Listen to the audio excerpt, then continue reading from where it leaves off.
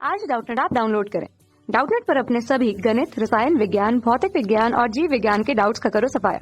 बस प्रश्न की फोटो खींचो, एक ही प्रश्न को क्रॉप करो और तुरंत वीडियो सोल्यूशन पाओ। अभी डाउनलोड करें। हेलो एवरीवन, हमको प्रश्न दिया है कि उस परिमेय संख्या को ज्ञात कीजिए जिसका निरपेक्ष मान शून्य है। हमको ऐसी परिमेय संख्या ज्ञात करनी है जिसका निरपेक्ष मान शून्य होता है। तो सबसे पहले तो हम समझ लेते हैं कि निरपेक्ष मान क्या होता है।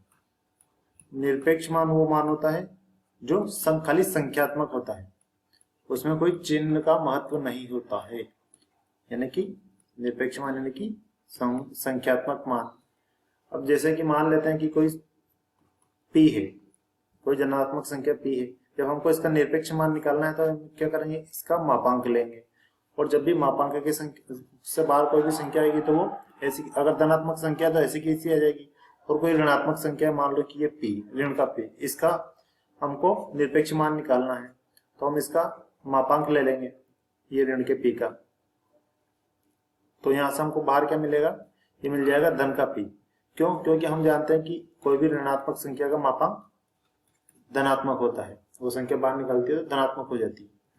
तो यहाँ p का निरपेक्ष मान हो गया p और ऋण p का निरपेक्ष मान भी हो गया p। अब हमको ऐसी संख्या देखनी है जिसका निरपेक्ष मान शून्य है। तो सबसे पहले हम देखेंगे कि निरपेक्ष मान जो हमारे पास दोनों केस में p आया है, तो ये तो संख्या तो वही है जो हमने स्टार्टिंग में ली थी। संख्या में कोई परिवर्तन नहीं आया, बस आया है इसके चिन्ह में। जो संख्या पहले ऋण की थी वो धन की हो गई, मतलब संख्यात्मक मान वही है। अब हमको क्या है कि निरपेक्ष मान शून्य लेना है। निरपेक्ष ऐसी संख्या देखनी है जिनका मान निरपेक्ष मान शून्य है। तो सबसे पहले हम निरपेक्ष मान की जगह पे शून्य लिख लेते हैं।